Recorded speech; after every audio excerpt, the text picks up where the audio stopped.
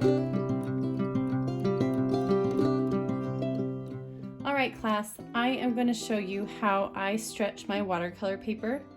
First, I'm going to tear it in quarters, and I'm going to have my foam core that I've put packaging tape on so it's waterproof. I'm going to have my artist tape ready and also my paper towels ready to go. So first you want to take, doesn't matter which way you go, lengthwise or widthwise, but line up your corners. So you can see that they're lined right up, and I just push until I feel that little bend, and then crease and crease, and then I will, don't mind my messy table, you will want to make sure your table is clean actually, so you're not pushing your watercolor paper into a mess. But then use pressure on one hand. I use my left hand, I'm right-handed, and then I just start pulling at a diagonal, and I get that nice deco edge on that torn side, I should say. All right, so now for a quarter. And crease, crease. I really should have made sure my table was clean. That's okay. It's also my kids' craft table. All right. Make sure it's good and creased both ways, and then tear. All right, I finished tearing my quarter sheet, and I'm gonna go soak it for 10 minutes in a clean sink of water. So this sink is just big enough for a quarter sheet, so it'll be perfect. And I drop it in, and then I just make sure it gets all submerged. And kind of be gentle with it. Make sure it's all in there. Even push it to the bottom. Let it be for 10 minutes. You're also going to want to make sure that your quarter sheet of paper fits just right on this piece of foam core. So I know that it's inside, and when I put the tape on, it's gonna adhere to both the paper and the foam core.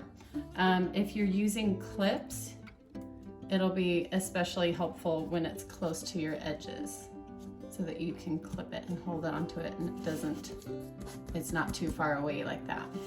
So put it right in the center of your piece of foam core. All right, it's been 10 minutes, and I'm gonna get my paper out of the water. I take it out, lifting up by one edge after I know it's all saturated. I let it drip for a minute, and then, I don't know why, but I always kind of wring it off almost on the side of the ledge, whatever I'm working with, a bathtub, or in this case, the side of the sink. And it'll drip for a minute.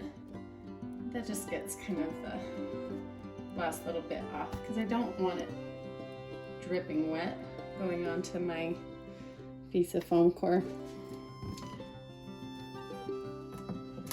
So I lay it on there.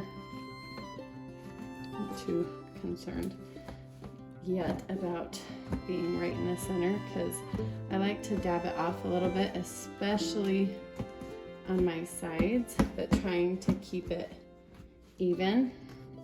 I'm gonna do it on both sides, and then if I can tell, yeah, this side is actually my front side. It's got that just a little bit different tooth, so I can tell that the front, you can tell the front of the paper from the back. And it doesn't matter really, but obviously I'm gonna paint on the side that's up. And I'm using a Viva paper towel. You just want to make sure that whatever you're using to kind of dry off your paper is not going to leave little fuzzies on your paper. And so I dab it so that my tape will stick. So now I take my artist tape, and I've made sure that there's no bubbles. It really is nice and flat under there. I'm gonna take my artist tape and leave a good, and try to follow like a good 1/4 inch on the side of the paper, so that when I rip it off, when I take the tape off, it's even. Ugh. Try again. I want it to be even. All right. And sometimes it ends up being close to the edge and I just wrap it over like that. All right.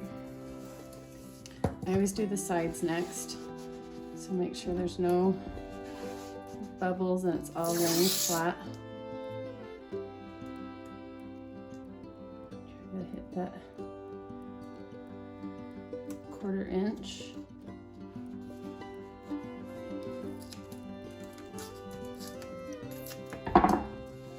Sometimes it lifts, but as it dries, it's gonna stick to that even more, but I kind of baby it. And really, stretching your paper is just an extra step. I like it.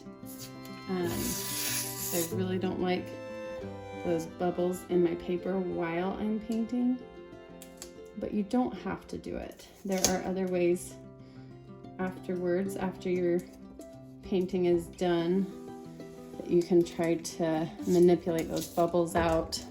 Emily mentioned using like heavy books, laying flat on top and wetting the back, and that can work.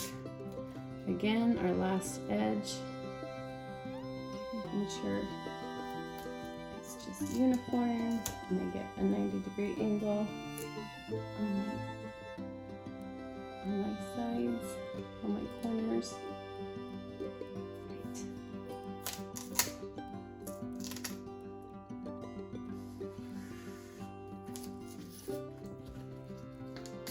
Right, and hopefully I end up with a nice smooth piece of paper.